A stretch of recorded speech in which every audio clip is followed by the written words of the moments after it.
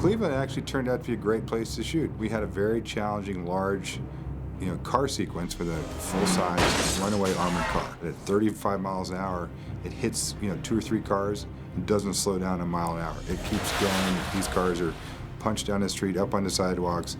Nothing stops this armored car. Because our second unit stunt team had to so own the streets, there was no way a city of New York's size could give us the streets with that much latitude for the long amount of time that we need. Cleveland was very happy to have us come in, take 7 blocks of their downtown area, and recreate New York, and it worked wonderfully. It's really not feasible to control a street like this in New York, Los Angeles, Chicago. Most major cities completely rejected the idea. We're on Euclid Avenue. Euclid Avenue is one of the major east-west thoroughfares going through downtown Cleveland. It was built in roughly the same era as a lot of New York City, so a lot of the architecture is pretty comparable. We only have about 400,000 some people in the city, and so we're much less trafficked than a place like New York or Chicago. In order for Dan Bradley to do his precision driving work, they really needed a smooth surface, and so Mayor Jackson agreed to repave most of Euclid Avenue so that the production could get what it needed in terms of road smoothness. I think in Cleveland we destroyed 18 different cars. They were all parked cars, and each car that we hit along the curb, I wanted to have a slightly different interaction. So we rid cars. One we called the helicopter car. And it's a car that, when the armored car clips it, it pushes it up into a station wagon parked in front of it, and as it drives by, it catches the rear end of it and causes it to spin and wind up in the street behind the armored car. Nick, yes, sir. Let's make sure that we have nothing but sedans in the oncoming traffic. I'm flying the arm over. Nothing but small cars, copy that. Hey, buddy.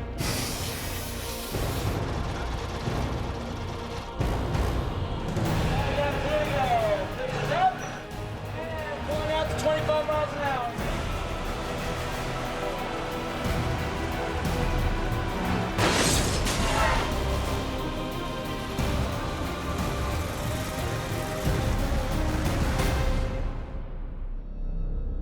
We were using a car that was designed to encase the cameras in steel so that we could drive into other vehicles without crushing the cameras. So it was sort of a mobile camera safe. My name's Tim Rigby, and I'm driving this camera vehicle to a near miss with the garbage truck here. I'm going to start about 300 feet back, get up to 40 miles an hour, and then back from that there's a deceleration, a series of lines that are going to break in progressive lengths to slowly decelerate me to the end mark.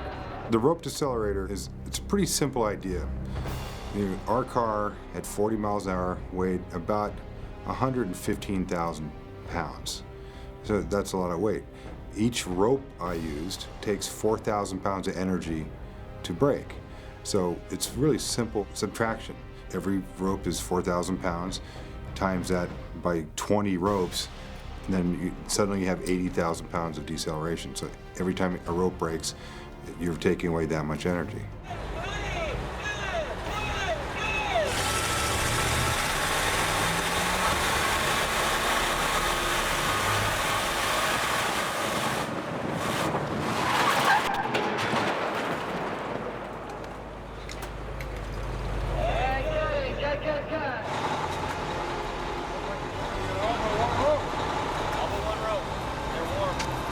I think the last rope and the last cable might be close to the same length. They are.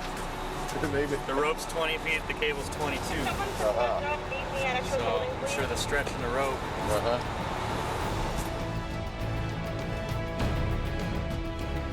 First part of the gag worked amazingly well. You see the armored car slam into the side of a garbage truck, and suddenly the rear end pops up in the air. It was a good 15 feet in the air, and the car was on the verge of flipping over on its side, and the tiller arm, it's like a tiller on a boat, steering the car, and the arm bent, so the car literally steered out from rolling over.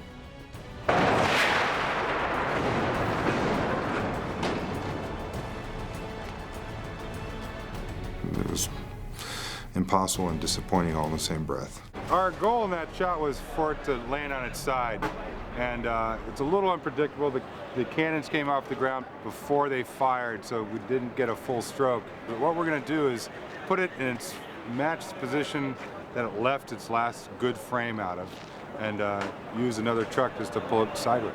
Sort of thinking on the fly, I looked at the shots I had and said, well, you know, we have to finish this today. I don't have any time to try it again.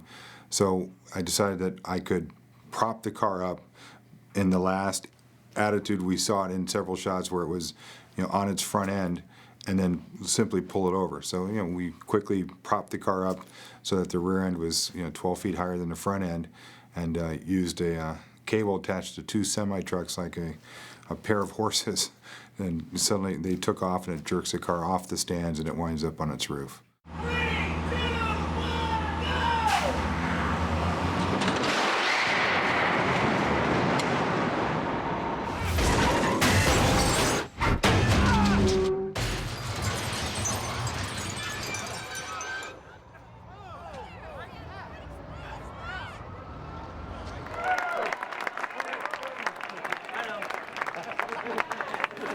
Cleveland Film Commission, thank you guys. Thank you.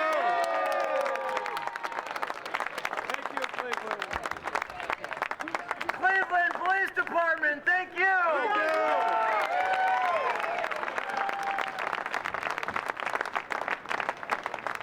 And to the crew, Spider-Man, thank you for a great hard week.